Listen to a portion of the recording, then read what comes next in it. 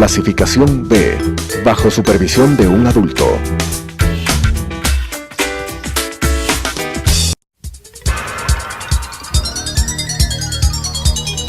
Las opiniones vertidas en este espacio por la producción y dirección del programa son de exclusiva responsabilidad de sus autores y de quienes intervienen en ellos.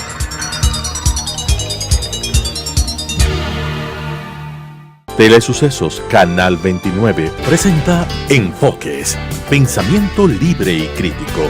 Día a día buscaremos diferentes visiones para la comprensión de la realidad del tercer milenio. Enfoques, un espacio que une noticia, análisis y opinión.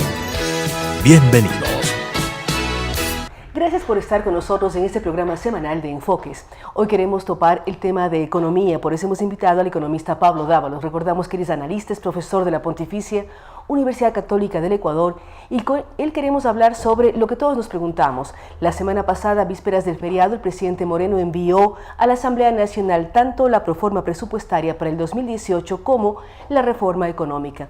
¿Cómo analizar lo que pasa, Pablo? Hubo cambio de gobierno en mayo, el 24 de mayo del 2017, los meses pasan, pero hay muchos temas políticos, muchos temas de corrupción, de análisis, pero ¿qué ocurre con el lado económico, que es el día a día de todos, el saber qué hacemos, cómo hacemos, en qué invertimos, en qué confiamos cuando trabajamos?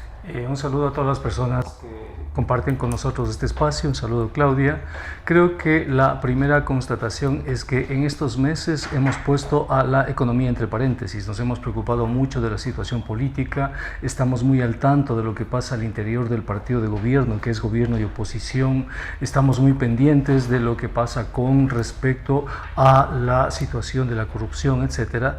Pero en términos económicos hemos visto que el gobierno en estos meses ha tenido un nivel de endeudamiento realmente fuerte, un nivel de endeudamiento que no habíamos tenido antes. Ahora la pregunta es, si no se endeuda, ¿cómo paga los sueldos? Porque no tiene un programa económico.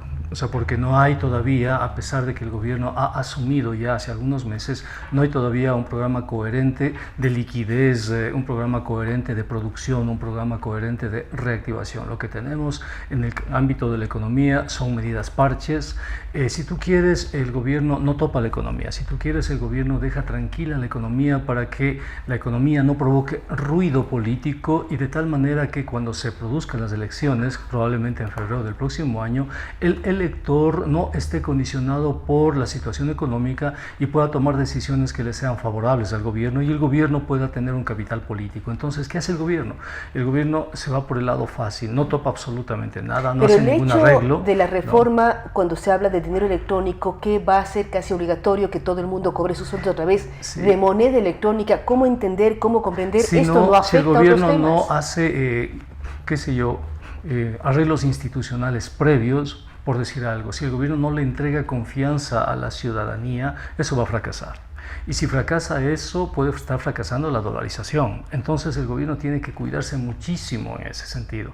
¿Qué tiene que hacer el gobierno? El gobierno tiene que generarle confianza, porque el dinero es básicamente confianza. El dinero implica que la ciudadanía de una u otra manera confía en las instituciones del gobierno, confía en la situación y en la estabilidad política y económica. Si no hay esa confianza, le puede obligar el gobierno a que acepte el dinero electrónico y claro, eso va a significar que al perder la confianza, la gente no va a confiar en el dinero electrónico, va a pensar que se trata de una sustitución monetaria y esa pérdida de confianza va a significar efectivamente la caída de la dolarización. Entonces, para el gobierno es una apuesta muy arriesgada. ¿Qué tiene que hacer? Generar confianza. Lo primero que tendría que hacer el gobierno en ese sentido es hacer un fondo de estabilización, por ejemplo, y con ese fondo de estabilización respaldar la dolarización y respaldar el dinero electrónico. Si el gobierno no hace eso, si la gente ve que detrás de cada depósito que teóricamente está en su banco, en su cuenta de ahorros o cuenta corriente y aparece en su celular, pero sabe que no hay dinero efectivo, contante, sonante, la gente simplemente va a tratar de buscar la forma de protegerse, ¿no? Entonces, el gobierno está, creo que al filo de la navaja. El gobierno todavía tiene que generar iniciativas que le den confianza a la ciudadanía. Si el gobierno no hace eso, yo creo como economista, conociendo además los entramados institucionales, sociales y políticos del país, que esta iniciativa del dinero electrónico fracase nuevamente, ¿no? Ya fracasó con Rafael Correa. La gente no confió en Rafael Correa, más allá de los índices de popularidad y demás. Cuando Rafael Correa intentó que la ciudadanía maneje el dinero electrónico, la ciudadanía le dijo no gracias, ¿no? Y las transacciones eran mínimas, de medio millón, 1 millón, 2 millones, llegaron a 5 millones, pero estamos hablando de una liquidez de 40.000 millones de dólares, pues, ¿no? Entonces 5 millones de dólares significa absolutamente nada. Por eso, si el gobierno, insisto en eso, no da señales contundentes, eso puede fracasar. Hablamos de varios temas y el factor más importante que señala Pablo es el tema del factor confianza. ¿Cómo generar confianza si los economistas como Pablo Dávalos no confía o todavía hay mucha incertidumbre con esta frase de que la economía está en paréntesis? ¿Cómo generar confianza para invertir, trabajar y además saber que el gobierno apoya un sistema de dolarización que está por cumplir sus 18 años ahora en el 2018? ¿Cómo saber qué hacer como ecuatorianos, qué hacer como empresarios, como trabajadores, todos los actores? Hablamos de 5 meses en gobierno, hablamos del presupuesto del 2017 aprobado, no sé si con cuántos huecos o no huecos, el del 2018 en proceso en la Asamblea, pero ¿qué hacer para generar confianza, que es lo que se ha dicho a lo largo de años y meses? Sí, porque nosotros vemos la economía solo la parte que aparece, si tú quieres. En el iceberg aparece la punta, pero no vemos lo que está oculto. Aparecen las transacciones económicas en la economía. Aparecen compradores, aparecen vendedores, aparecen empresas, consumidores, Estado, política pública, pero debajo de esa punta del iceberg está todo el iceberg, ¿no? Debajo de la economía hay algo que se llaman instituciones, arreglos institucionales. Entonces, ¿qué significan las instituciones? Significan aquellos acuerdos que nos dan certezas en el corto, en el mediano y en el largo plazo. Si se rompen esas certezas, los ecuatorianos, la gente en general trata de protegerse. Por ejemplo, tú tienes dinero y ves que en el entorno hay corrupción, hay impunidad, hay persecución, la justicia no responde a lo que debería ser creada. ¿Qué haces tú con tu dinero? Tratas de proteger tu dinero y lo envías al exterior porque confía más en las instituciones del exterior que en las instituciones del país. En consecuencia, hay fuga de capitales. ¿Cuántos se fugaron de capitales el año pasado? No, más de 20.000 millones de dólares en un contexto donde cada dólar es valiosísimo para nuestra economía. ¿Por qué? En muchos casos porque hubo ecuatorianos, familias ecuatorianas que no tienen confianza en nuestro país. Entonces, ¿qué tenemos que hacer? Restaurar ese tejido institucional, que la gente vuelva a confiar en sus instituciones. ¿Y qué parámetros se puede recomendar? Etcétera. O sea, ¿qué decir a un gobierno que lleva apenas 5 meses para generar confianza? Este tejido institucional, ¿qué ocurre con las áreas económicas del gobierno? Lo primero, el primer factor para que la gente confíe en sus entramados institucionales se llama transparencia. Y la transparencia implica el acceso a la información, ¿no? La transparencia también implica que el gobierno es sincero, que el gobierno es honesto con ciudadanía, que el gobierno le está presentando las cuentas absolutamente claras y que la ciudadanía puede investigar, puede saber, ¿no? Es decir, aquellos ciudadanos, periodistas, etcétera, que se dedican a investigar y que descubren manejos dolosos de los fondos públicos, ¿no? Lo que el Estado tiene que hacer es perseguir a quien hizo el manejo doloso de los fondos públicos, no a quien hizo la denuncia, como ha pasado en los últimos meses en el gobierno anterior, ¿no? Entonces, ¿qué es lo que necesitamos? Pero supuestamente este gobierno hay un cambio, hay un giro, sí. hay mayores posibilidades, hay mayor acceso a la información, pero y también no hay sanción a quien denuncia. Exactamente, no, pero hay una sensación primero de ambigüedad. O sea, la gente con respecto a Lenín Moreno no sabe exactamente qué es lo que está jugando. Segundo, hay una sensación de impunidad. Hay una serie de denuncias y hay muchos gestores de la política económica, la política institucional del anterior gobierno que han sido denunciados y que no pasa absolutamente nada, ¿no? Tercero, hay una sensación de que el gobierno está jugando más a la política que a la economía, ¿no? Y que esa sensación de ambigüedad, esa sensación de impunidad genera un ambiente efectivamente de desconfianza. Tú tienes, por ejemplo, en el caso de la economía, tienes las mismas personas que les sobreendeudaron al país, ¿no? Están al frente de la economía, las mismas personas, ¿no? Es decir, no hubo cambio de equipo económico. Entonces, cuando la gente visualiza eso, que no hay los cambios fundamentales, ¿no?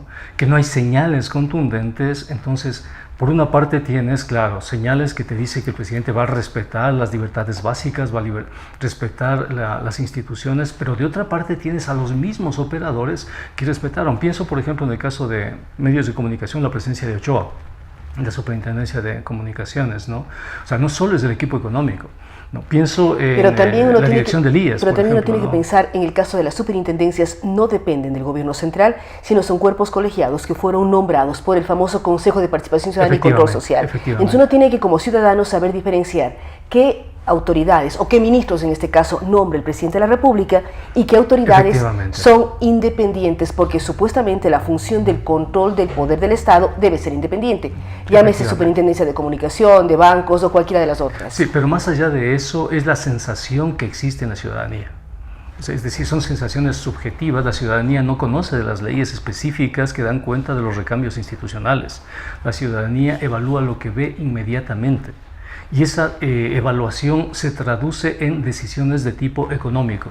Y esas decisiones de tipo económico nos afectan absolutamente a todos. Entonces, ¿qué te estoy diciendo?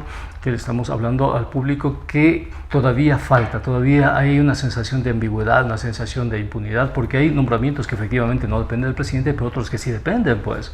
Pienso, por ejemplo, el nombramiento de la seguridad social, los responsables de la seguridad social que han sido acusados por el propio presidente, además. ¿Y cómo entender que la famosa deuda de la seguridad social no consta en el presupuesto? No consta en el nuevo tampoco consta. Entonces, ¿dónde queda lo que nos deben? Porque todos somos afiliados, lo que nos deben a los afiliados. Exactamente, a eso me refiero con las ambigüedades. Porque fíjate tú tienes en el nuevo presupuesto de 34,000, un poco más millones de dólares, ¿no? Tú tienes en ese presupuesto 6,000 millones, 6,200 millones de pago de intereses de la deuda pública. Pero aparte de eso tienes como 4,000 millones, 3,900 como pago de amortización. Es decir, tienes 10,200 millones de dólares por pago de la deuda. Pero no tienes el pago de la deuda al IES, ¿no? No tienes ese pago, no está todavía registrado, a pesar de que el propio presidente y a pesar de que se le está a este momento acusando a los directivos del IES de no haber registrado la deuda que tiene el Estado con respecto al IES para los servicios de salud.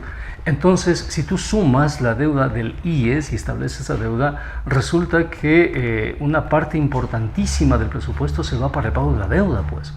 Y eso no es sostenible y eso obviamente genera preocupación en los ciudadanos ecuatorianos. ¿Cómo es posible que del presupuesto una tercera parte del presupuesto vaya a pago de la deuda? ¿Qué va a hacer el presidente con el resto que le queda? ¿Cómo va a financiar las propuestas que hizo? ¿Cómo va a llevar adelante reactivación, equidad, etcétera, ¿no?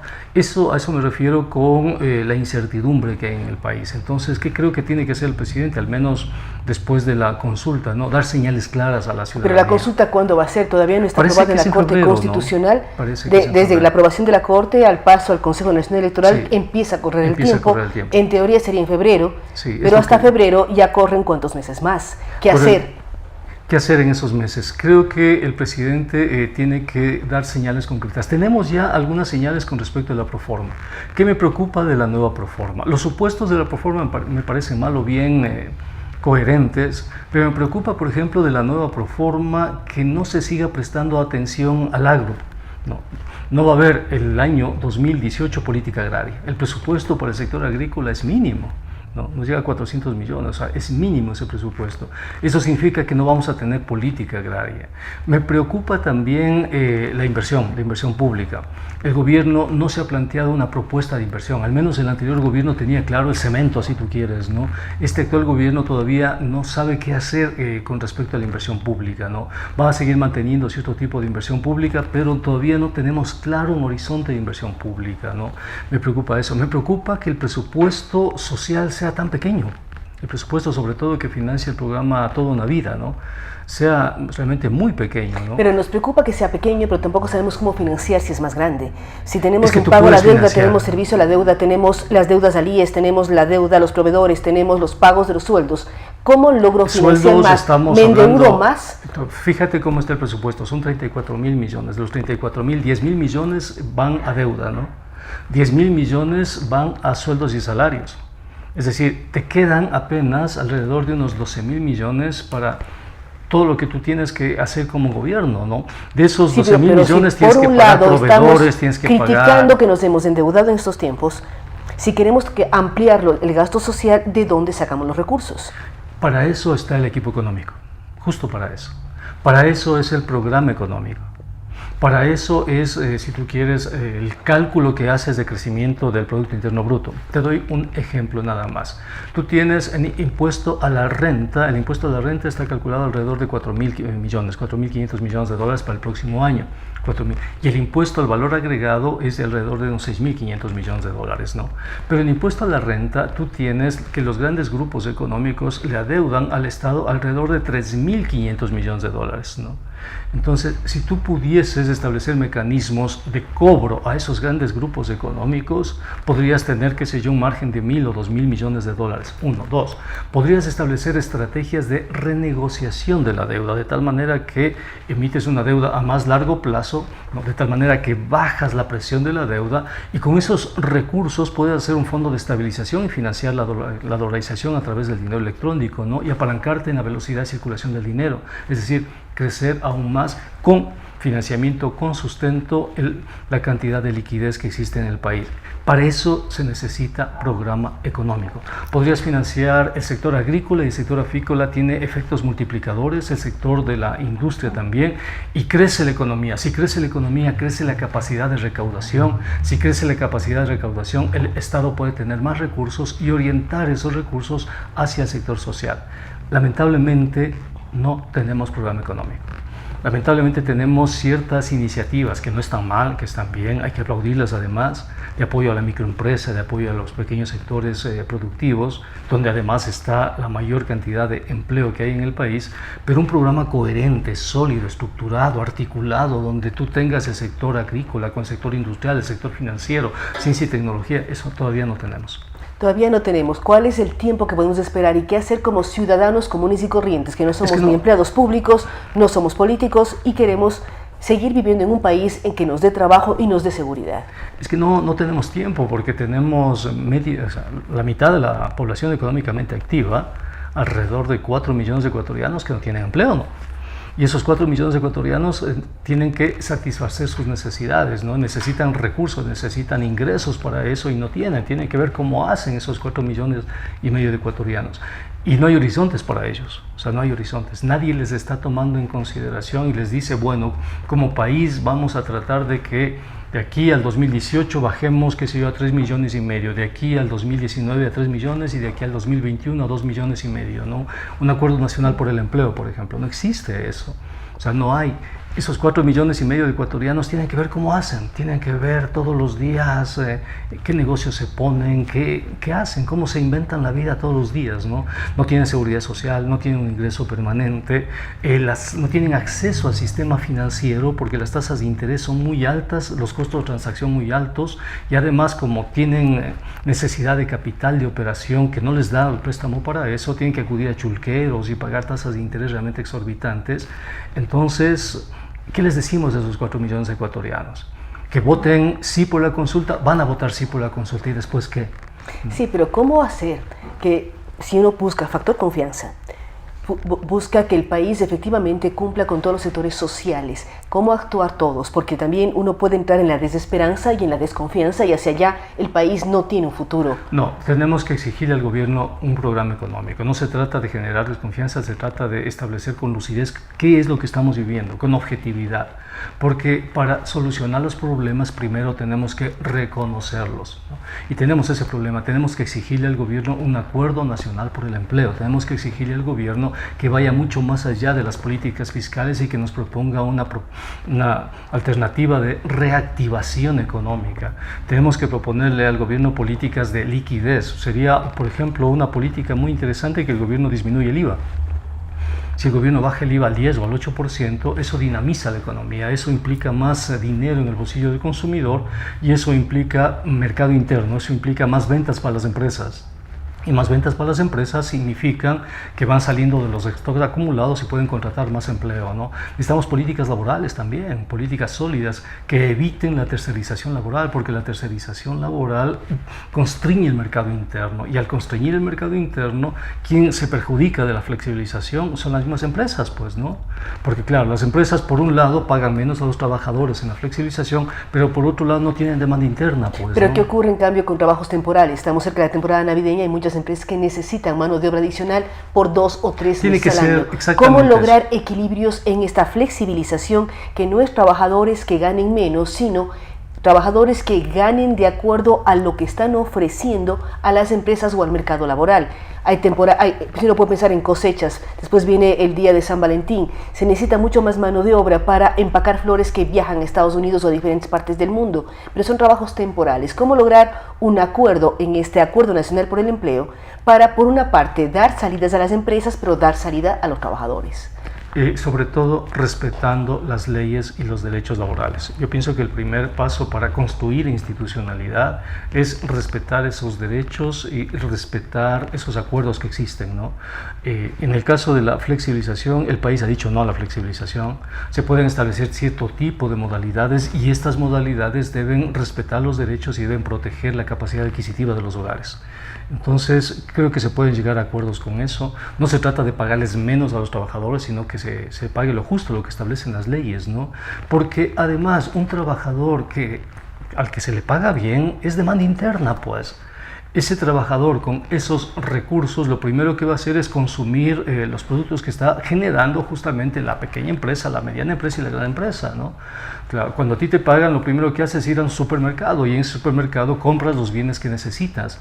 Y ese dinero que viene a tu bolsillo, que es del sector privado o sector público, termina en el bolsillo del supermercado. ¿Qué hace el supermercado con ese dinero? Paga proveedores, paga trabajadores, y con la utilidad que le queda piensa en expandirse porque está vendiendo, porque tiene mercado interno.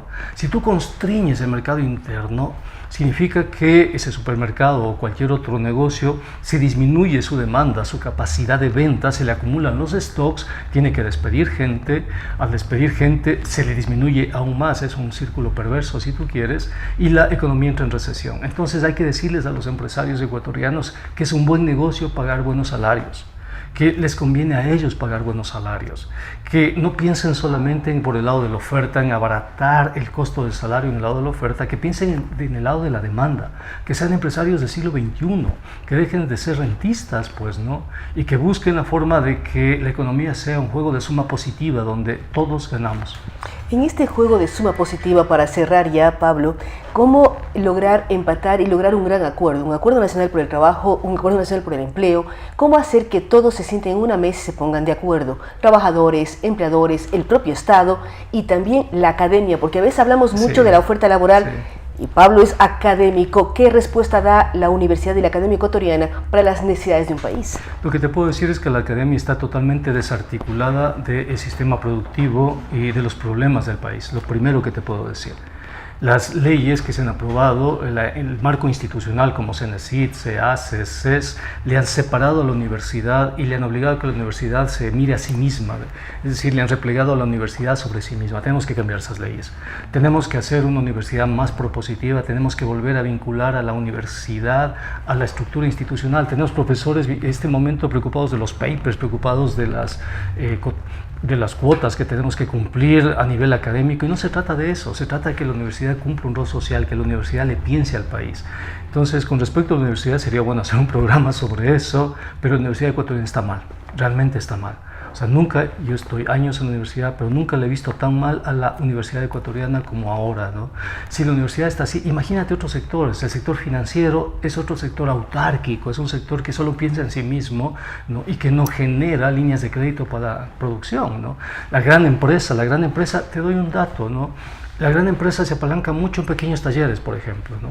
En pequeña producción, en pequeños comerciantes, pero cuando el pequeño comerciante entrega su trabajo a la gran empresa, a una gran corporación, esa gran empresa se demora en pagarle al pequeño taller 5, 6, 7 meses. Hay un lío en el país que es un flujo de caja. Todas las empresas, grandes, pequeñas, pero no puedes medianas, apalancarte en los más pequeños. No puedes sacrificar, pero al mismo tiempo tampoco tiene flujo de caja. O sea, los últimos meses y años hay problemas de iliquidez en el mercado. No puede apalancarse en el más pequeño, pero también hacer un análisis de qué está ocurriendo en el país. Fíjate tú, lo que pasa es que tenemos... y se genera un círculo vicioso. Yo no pago al pequeño, el pequeño no paga a su proveedor. Y quiebra hay una serie de problemas. Y es el pequeño el que absorbe, si tú quieres, las asimetrías, las falencias. Hay una serie de análisis y esperamos que Pablo venga a acompañarnos en este espacio en Enfoques para hablar sobre la importancia de involucrar más a la academia, al sector financiero en un todo unificado que se llame país para el tema productivo. productivo. Él es muy claro al hablar que hemos vivido un paréntesis económico durante estos meses del gobierno del presidente Lenín Moreno. Él dice, todavía no vemos hacia dónde van, todavía hay personas de los equipos anteriores que generan desconfianza al interior de un gobierno y esperamos que se tomen políticas claras. Él habla con claridad de que de los 34 millones de dólares del presupuesto general del Estado presentado a la Asamblea Nacional, más de 20 millones van entre sueldos y servicio a la deuda. Es decir, el trabajo y la inversión para sectores sociales, para generar empleo, es un monto todavía pequeño. Hay que ver qué pasa. Él hace varias recomendaciones, pero sobre todo buscar generar confianza. Así es que agradecemos a Pablo Dávalos por su análisis. No es muy alentador, pero el punto es generemos un país unido que busque empleo, que busque trabajo, que busque generar oportunidades a todos los sectores. Recordamos que con ustedes estamos todos los miércoles a las 7 de la noche y se reprisa el programa los domingos a las 8 de la mañana.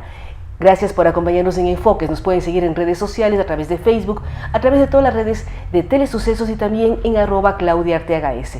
Nos vemos la próxima semana. Las opiniones vertidas en este espacio por la producción y dirección del programa son de exclusiva responsabilidad de sus autores y de quienes intervienen en ellos.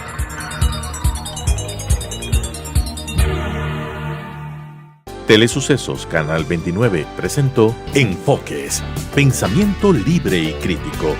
Día a día buscaremos diferentes visiones para la comprensión de la realidad del tercer milenio. Enfoques, un espacio que une noticia, análisis y opinión.